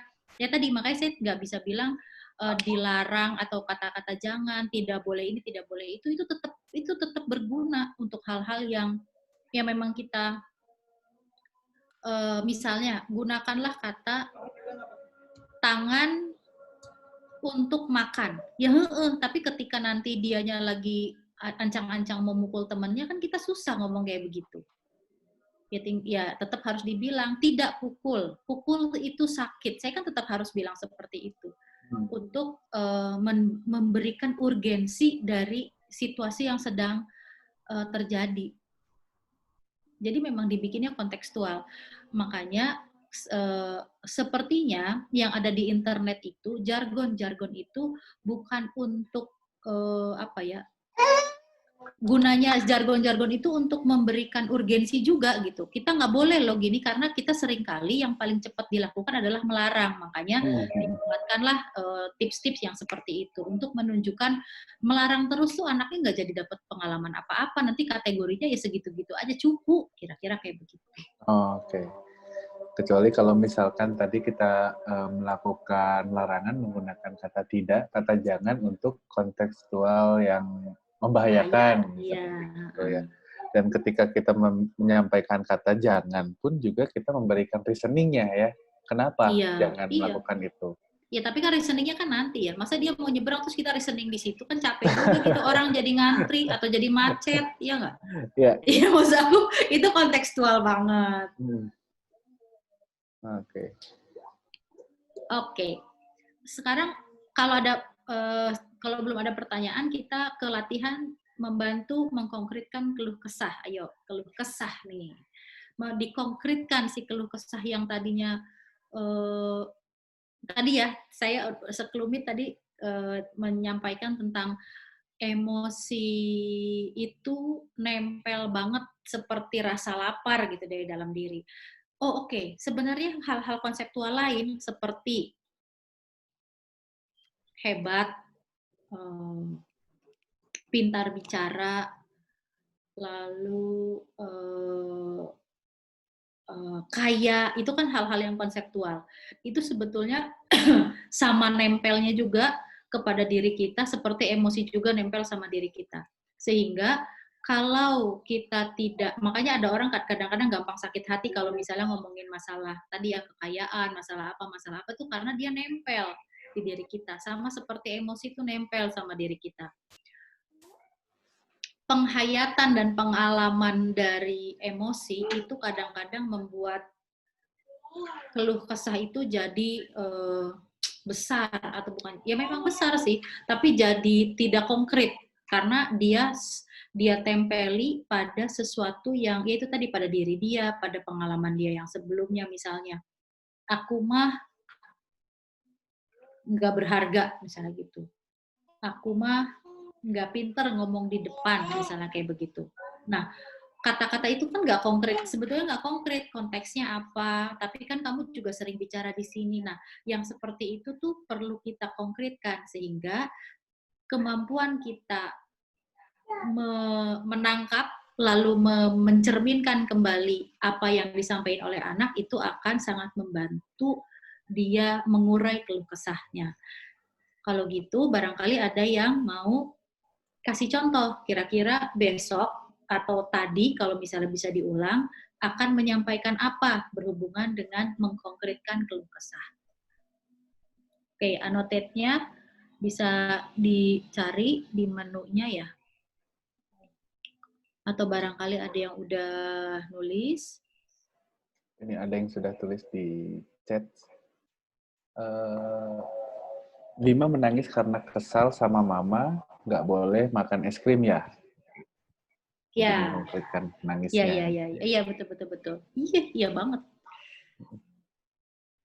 Kan biasanya gini, oh ini, contohnya tuh, nih makasih nih, contohnya biasanya tuh mamahnya bilang, iya Bu, karena kalau aku deketin dia bilang, nggak mau aja, nggak boleh, nggak mau, ibu jahat, nggak mau, pergi, gitu doang kan. Ini kalau masih kecil, ini keluh kesah kayak begini kan nyebelinnya minta ampun, udah mah kitanya terintimidasi, ih aku nggak disayang sama anakku, terus kitanya bingung, ini harus diapain ya guys. Nah, situasi kayak begini adalah situasi yang tepat untuk kita membantu dia mengkategori emosinya yang sebenarnya kan anak ketika emosi juga gelagapan ya, emosi yang membuat dia gelagapan saat itu. Kita bantu dia mengkategori, lalu kita bantu dia, kita bikin keluh kesahnya konkret sehingga dia bisa mengkategorikan pengalamannya itu. Dia nangis, kalau masih kecil kan kemampuan membedakannya masih parah ya, masih jelek banget. Sehingga nanti dia marah, atau ada orang gede yang sampai gede kayak begitu juga ada. Dia lagi marah sama teman kerjanya, suaminya kena marah, anaknya kena marah, mertuanya kena marah, ya pokoknya kemana-mana lah. Jadi nggak konkret sama sekali. Marah itu cuma kayak gumpalan, lalu dia gotong-gotong kemana-mana, lalu dia templokin ke orang-orang. Nah, ini bisa kita latih ternyata. Bisa kita latih dengan tadi, kita terima keluh kesahnya, lalu kita konkretkan keluh kesah itu menjadi konteks dan kategori. Ada lagi nih yang mau kasih contoh? Apalagi contohnya?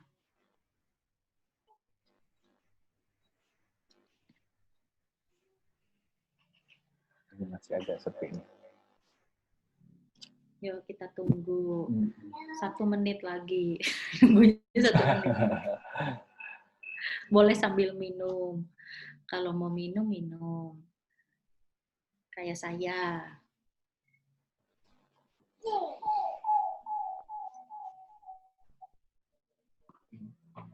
Silakan, mungkin ada yang mau sharing lagi berkaitan dengan bagus banget nih.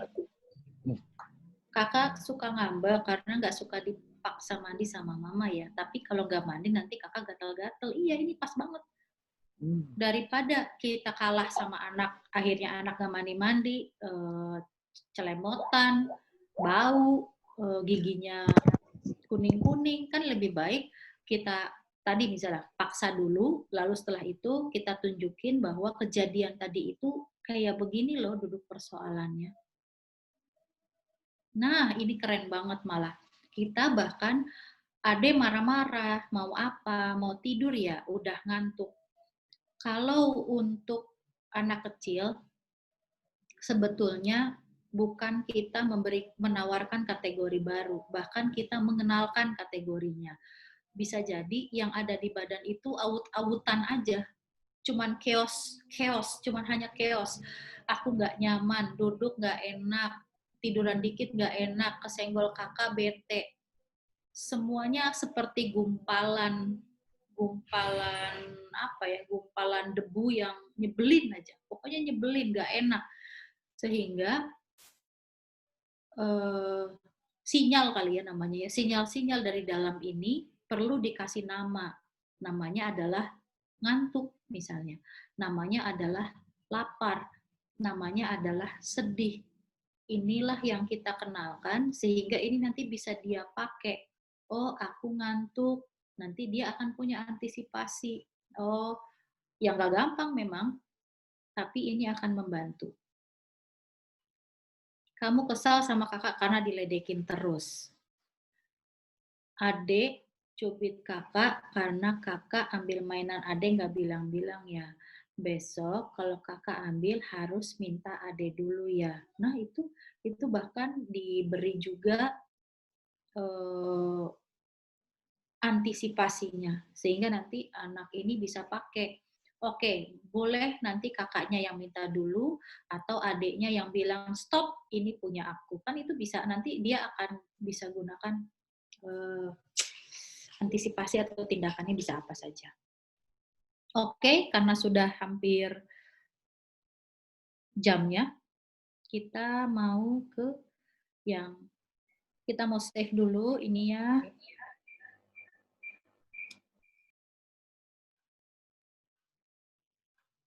Ya. Lalu kita ke bagian yang terakhir. Tadi biasanya mungkin ini taruhnya paling belakang, tapi juga ini adalah sesuatu yang cukup mengganggu lah ya, berat gitu ketika kita harus menghadapinya, yaitu emosi. Nah, emosi itu sama seperti ide, seperti pikiran itu adalah sinyal-sinyal yang tadi nanti akan diberi nama atau diberi kategori. Sehingga kita sekarang akan latihan, tips-tipsnya untuk meredakan emosi.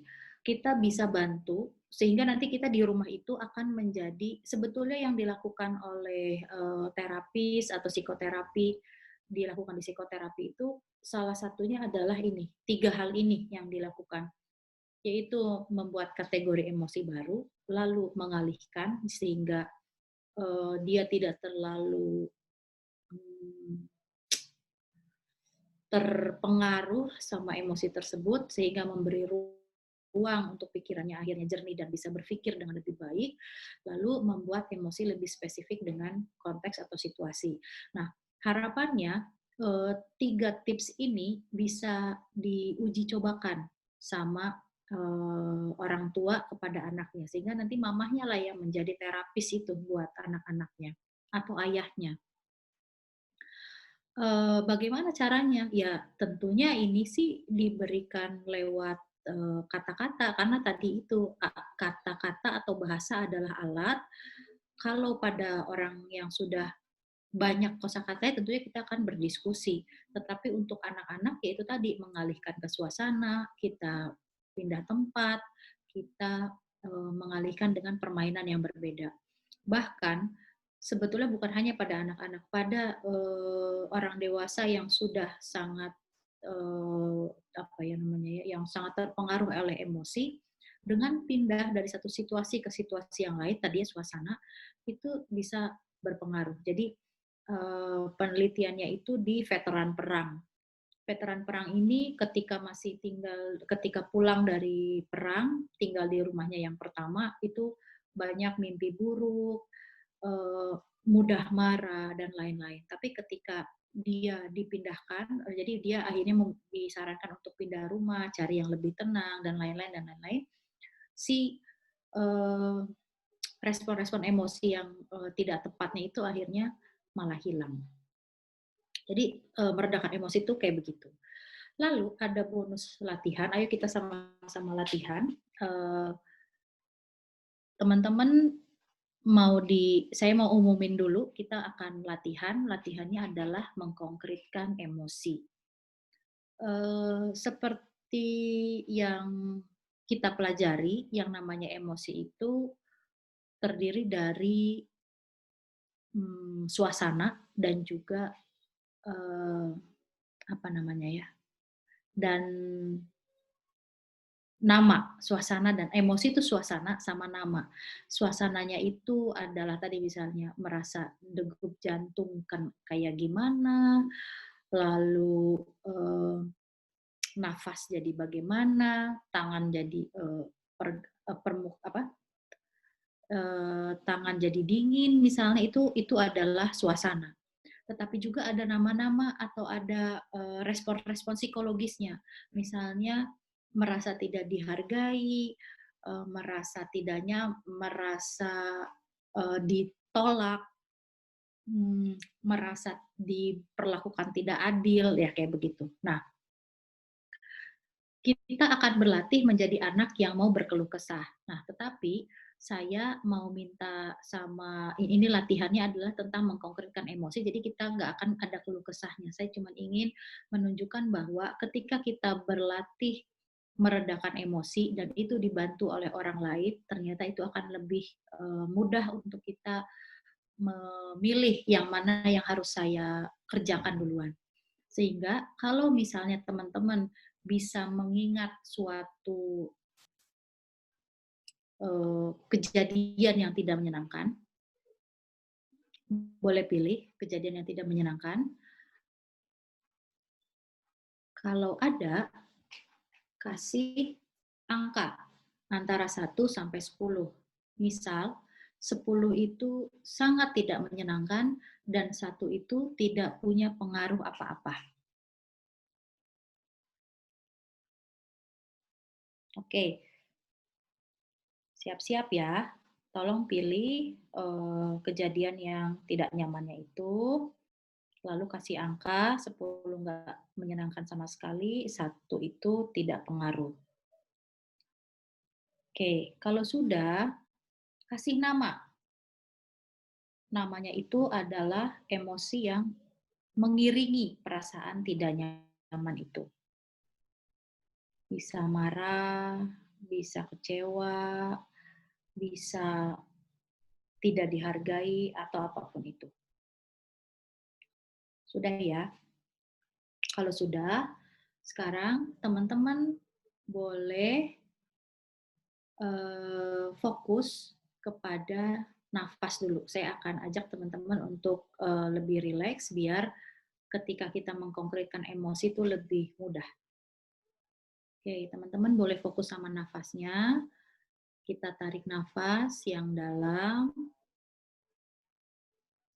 dan isi kantong yang ada di bawah perut.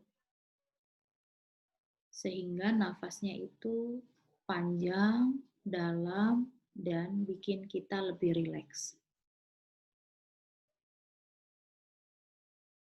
Jika sudah, teman-teman silahkan pilih sebuah benda yang bisa mewakili perasaan tidak nyaman tadi.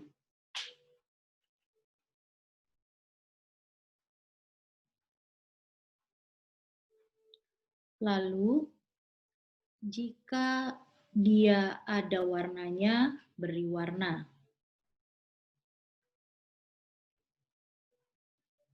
Kalau ada teksturnya, kasih tekstur. Apakah halus, atau kasar, atau seperti kayu, atau seperti kulit jeruk, kasih tekstur. Lalu tentukan ukurannya.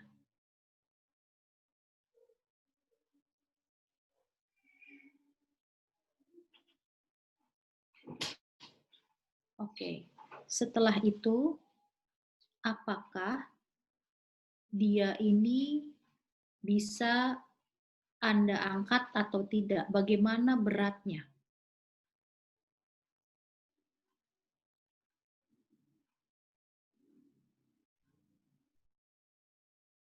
Oke, jika sudah, teman-teman sudah punya gambaran, teman-teman boleh ambil wadah atau kotak atau tempat penyimpanan. Silahkan simpan benda tadi di dalam tempat penyimpanan ini.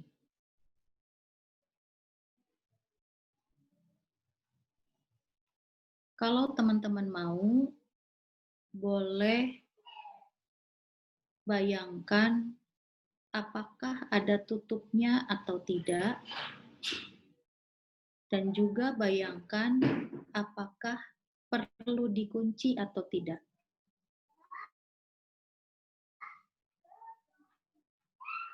Jika sudah, silahkan pilih tempat Anda untuk menyimpan kotak tadi, yang ada benda yang barusan disimpan di sana. Silahkan disimpan, lalu teman-teman, ayah bunda boleh fokus lagi sama nafasnya. Bayangkan sedang mengisi kantong yang ada di bawah perut, sehingga nafasnya panjang, tenang, dan nyaman. Kalau teralihkan, pelan-pelan saja, fokus lagi sama nafasnya, sehingga bisa merasa lebih rileks, lebih nyaman, dan lebih segar.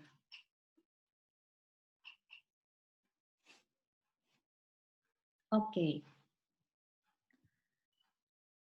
Latihannya seperti itu. Sudah selesai. Nah, sekarang karena tadi kita ngukur 1 sampai 10, bisa jadi teman-teman akan menemukan angka yang berbeda terkait emosi yang tidak nyaman tadi. Boleh teman-teman kalau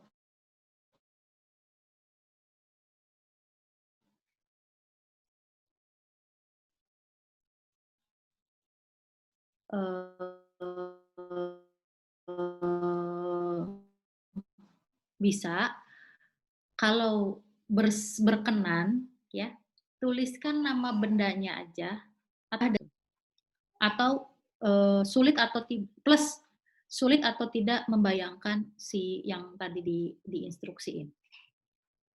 Oke, begitu saja. Kalau dari materinya sudah terima kasih.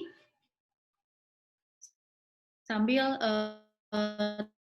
teman-teman boleh sambil annotate, kan? Kalau yang tadi pas keburu kelewat ya nggak apa-apa. Ya, silakan yang masih mau ada, jika masih ada yang mau ditanyakan ataupun juga masih mencoba untuk mengkonkretkan ya tadi emosinya, skornya berapa, silakan dituliskan melalui annotate ataupun juga via chat. Oh ya, kenapa saya pilih latihan ini sebagai bonus?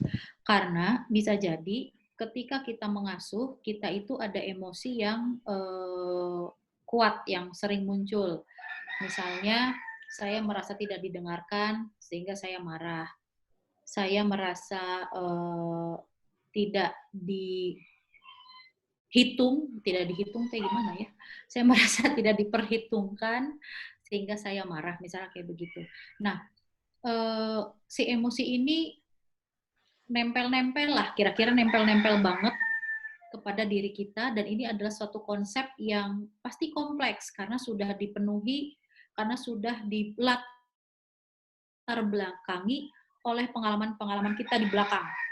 Ya kayak tadi ya, makanya tuh di awal saya kasih gambar otak tuh, karena saya mau nunjukin bahwa kita itu berjalan dengan terus memprediksi dan mengantisipasi, sehingga kita ini adalah kumpulan pengalaman-pengalaman. Sehingga kalau ada emosi yang sekarang muncul, itu adalah sesuatu yang kompleks. Kalau kompleks, apalagi abstrak, itu susah untuk dikendalikan. Makanya kita tahu kita marah, tapi kita susah untuk mengendalikannya. Salah satu teknik untuk kita bisa mengendalikan adalah membuatnya menjadi sesuatu yang bisa dikendalikan. Apa? Ya, yang punya objek. Nanti kita akan belajar, kita bisa memisahkan antara emosi itu dengan sensasi yang ada di badan, tapi itu akan agak lebih susah.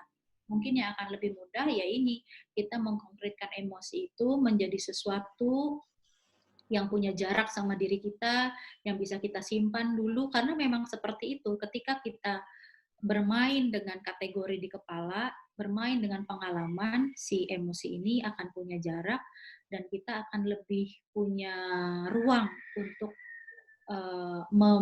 menilai atau mengevaluasi kembali, mengantisipasi ulang, memprediksi ulang si emosi ini. Jadi tadilah saya pilihkan latihannya itu adalah mengkonkretkan emosi. Mungkin di luar sana bahasanya bisa ada lagi ya, macam-macam. Cuman saya mungkin menggunakan kata yang biasa, yang sederhana, mengkonkretkan emosi. Oke, ini udah ada yang masuk nih Teh. Dari Teh Dewinta. Peristiwanya pas ART bilang hamil, jadi nggak bisa bantuin rumah karena harus bed rest. Perasaannya saat itu adalah bingung, karena ini gimana beres-beres rumah. Nah, benda yang dibayangkannya itu adalah yang dikonkretkannya sebagai bola berduri berwarna abu-abu sebesar genggaman tangan. Lalu angka terganggunya itu di angka 5. Setelah latihan, kotak disimpan di bawah pohon besar di suatu bukit dan angka akhirnya menjadi 3. Gitu katanya. Jauh ya? Ya. Disimpannya di bukit di gitu. Pohon besar di bukit gitu. Iya. Capek nggak tadi pas kesananya? Sip, terima kasih. Ini detail banget. Dan ternyata apa ya?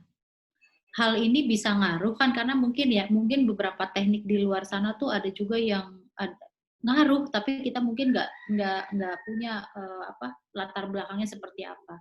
Nah, saya harapannya dengan tadi saya banyak ngomong berulang-ulang masalah, ya kenapa diulang-ulang, karena emang sebenarnya biar nempel, prediksi, ngomongin masalah ikatan syaraf, lalu antisipasi, lalu bahwa itu semua adalah konsep dan nantinya harus kita konkretkan, keluh kesah itu dikonkretkan, termasuk emosi juga bisa dikonkretkan. Nah, harapannya ini lakukanlah sekali misalnya, sekali saja. Dan itu bisa membantu kita untuk membuat kategori baru dari emosi yang datang ke kita. Oh ya, ini ternyata bisa dikelola, lalu kita maju lagi, kayak begitu. Oke. Ada yang mau ditanyakan lagi kah? Ini sebenarnya waktunya sudah habis ya. Gitu. Sudah selesai. Ya. Barangkali udah kelamaan ya, banyak yang kebelet pipis mungkin. Iya, mungkin nanti bisa dilanjutkan lagi kalau misalkan ada pertanyaan atau ada hal yang ingin didiskusikan melalui WhatsApp group ya, karena yang mendaftar di sini itu akan masuk ke WhatsApp group Teh gitu. Jadi dari dari Google Form-nya itu ada tautan untuk join di WhatsApp group, berbagi informasi untuk 4 kelas ke depan, termasuk yang hari ini ya, kelas parenting. Oke, kalau misalkan boleh dirangkum sedikit dari paparannya tadi Tefani, kita mulai dari bagaimana memahami cara tubuh bekerja gitu, dari mulai merasakan sensasinya seperti apa, lalu sensasi tersebut dipersepsikan, apakah persepsinya ini menjadi persepsi yang positif, negatif, atau membuat kesal, atau membuat sedih, dan lain sebagainya, dan dilanjutkan menjadi tindakan, yaitu cara tubuh kita bekerja. Terus juga berkaitan dengan tadi Teh Fani juga sudah menyampaikan pengalaman dalam membuat prediksi, terus juga untuk melakukan antisipasi dan merencanakan tindakan yang akan nanti ditampilkan di lingkungan gitu. Jadi memang penting untuk kita memberikan atau menanamkan pengalaman-pengalaman yang banyak yang positif, baik positif ataupun juga pengalaman yang tidak sengaja mungkin secara negatif yang dihayati oleh anaknya ini, agar si anak ini dalam tumbuh kembangnya bisa membuat prediksi dengan lebih banyak opsi-opsi, lalu juga melakukan antisipasi dari masing-masing prediksi tersebut untuk merencanakan tindakan yang bisa membuat menimbulkan perasaan nyaman untuk anak gitu ya Teh ya. Lalu juga berkaitan dengan tugas-tugas orang tua seperti menyadari keluhannya dan memfasilitasi anak untuk menyampaikan keluhannya, dan terus juga menerima situasi anak dengan keponya ya Teh ya, karena kalau misalnya lagi aktif-aktifnya banget, suka banyak bertanyakan ini apa, itu apa gitu. Kalau ini bagaimana, itu bagaimana. Nah itu mungkin kita harus bisa menerima anak di situasi seperti itu ya, dan lebih sabar lagi menghadapinya. Terus meredakan emosi anak gitu, dan membantu untuk mengkonkretkan si emosi anak yang mungkin juga kita bingung sebenarnya ini kenapa, apa yang dirasakan oleh anak, karena tampilannya itu menangis ataupun juga marah dan lain sebagainya. Tapi kita mencoba untuk sebagai orang tua mengkonkretkan apa yang emosi yang dirasakannya, dan memberikan solusi yang aman dan efektif, juga apresiasi dari apa yang sudah dilakukannya. Terus kita tadi juga sudah melakukan latihan-latihan untuk mengkonkretkan keluh kesah ya, keluh kesah anak. Jadi bukan hanya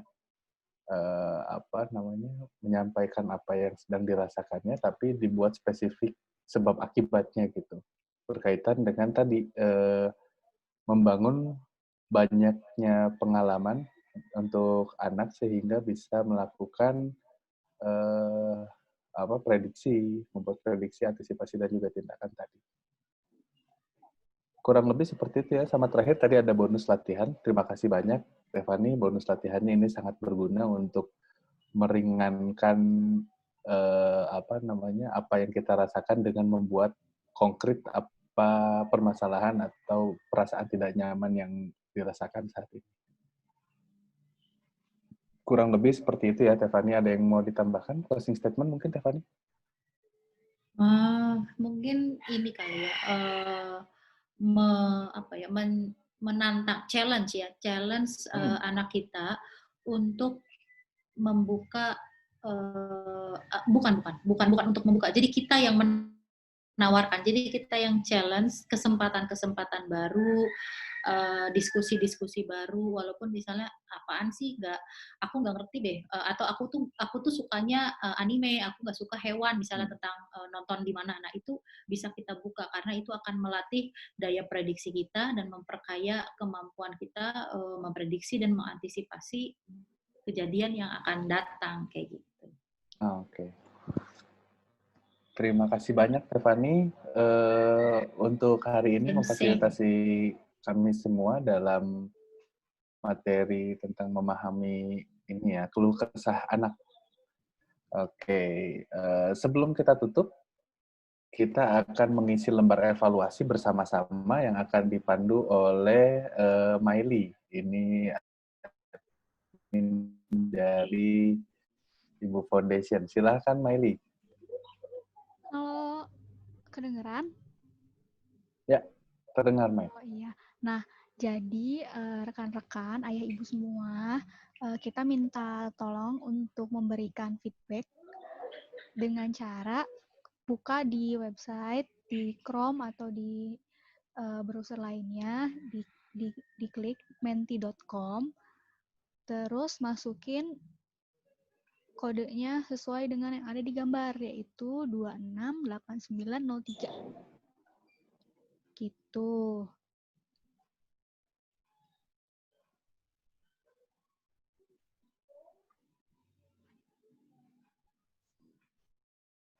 Untuk materi nanti dibagiin ya di grup.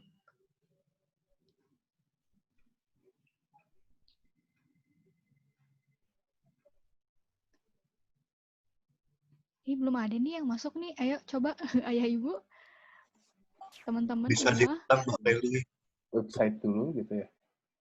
Dibuka di website, di handphonenya masing-masing, menti.com.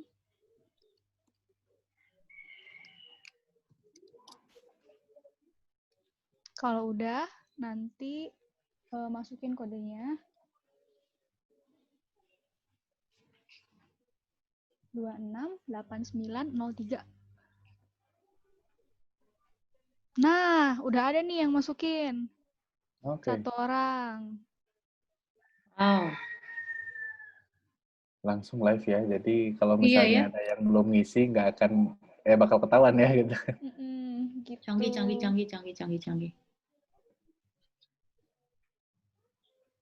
Nah, udah ada nih yang ngisi lagi.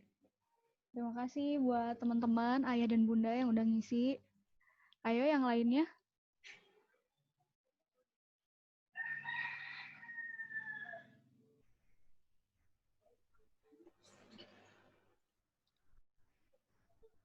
Udah ada lagi nih, nambah nih. Jadi 4.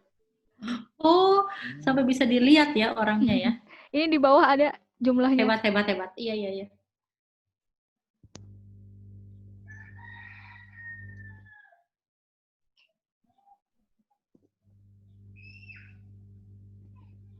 Oke. Wah, langsung banyak nih yang ngisi ya. Dan ini ada slide keduanya ya, jadi masih ditunggu dulu gitu kan. Iya, kita tunggu semenit lagi ya. Nanti habis yang ini kita lanjut ke pertanyaan yang kedua.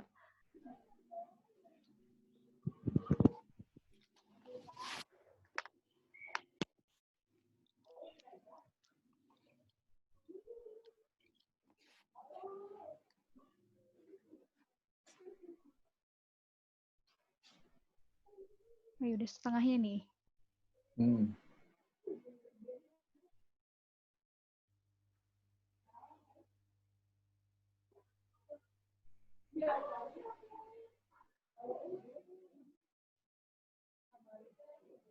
Oke, sambil menunggu yang lainnya mengisi ya, dan juga menunggu masuk ke slide berikutnya,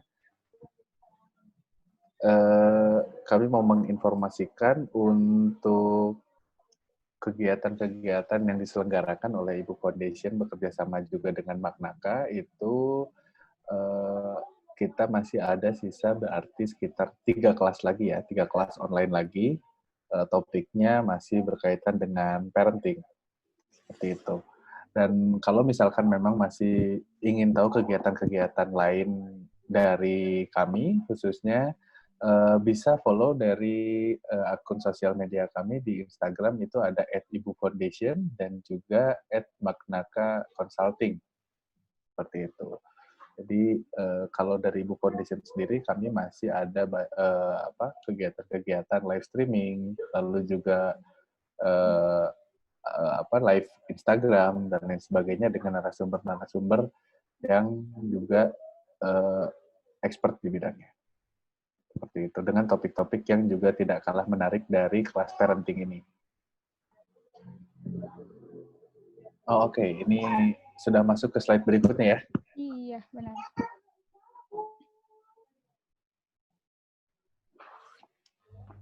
Silahkan buat ayah bunda kalau misalnya ada saran atau kritik untuk kelas-kelas kami selanjutnya agar lebih baik, bisa diketik di menti.com-nya.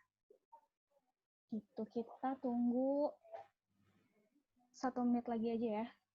Oke, ini kalau misalnya langsung tampil bikin deg-degan ini ya, penyelenggara sama narasumber nih. Semuanya deg-degan ya. Iya.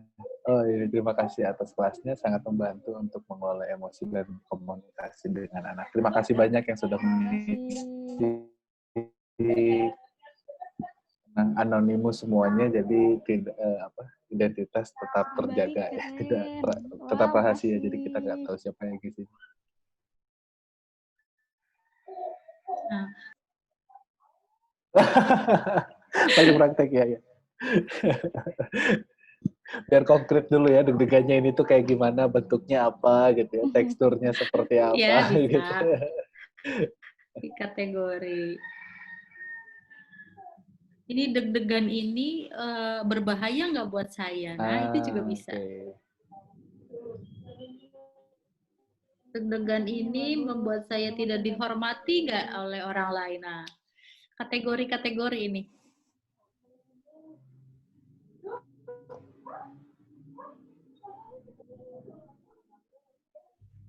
Oke, udah semenit ya. Oh iya, terima kasih. Terima kasih semuanya. Oh iya, makasih.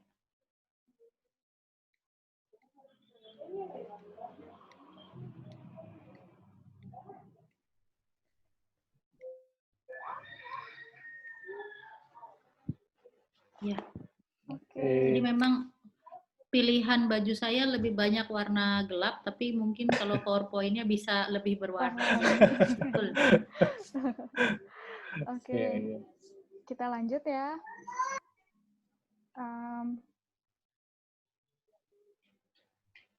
Nah, yang terakhir, Ibu Foundation ini kan sedang melakukan berbagai kegiatan, dan salah satunya kita akan membantu 1.000 keluarga di Kota Bandung dan di Kota Palu untuk memenuhi kebutuhan dasarnya. Tuh, bagi rekan-rekan, ayah atau bunda atau teman-teman lainnya yang mau berdonasi ke kami, silahkan. Ada di Bank Mandiri dengan nomor rekening tersebut atau di PayPal. Atau kalau misalnya mau nanya-nanya soal yang lainnya, bisa di nomor di bawah yang WhatsApp boleh, atau di DM Instagram, di Facebook, atau di YouTube gitu. Dan tayangan kami juga nantinya akan ditayangkan di YouTube channel menyusul. Oke. Gitu. Terima kasih Maili informasinya. Oke, mungkin sekian untuk sesi kelas online hari ini tentang bagaimana memahami keluh kesah dari anak gitu ya. Nah, saya ucapkan terima kasih untuk rekan-rekan semua, untuk ayah bunda yang sudah hadir. Kami tunggu lagi di 3 kelas berikutnya ya. Semoga kita bisa ketemu lagi dan juga pesertanya semakin bertambah.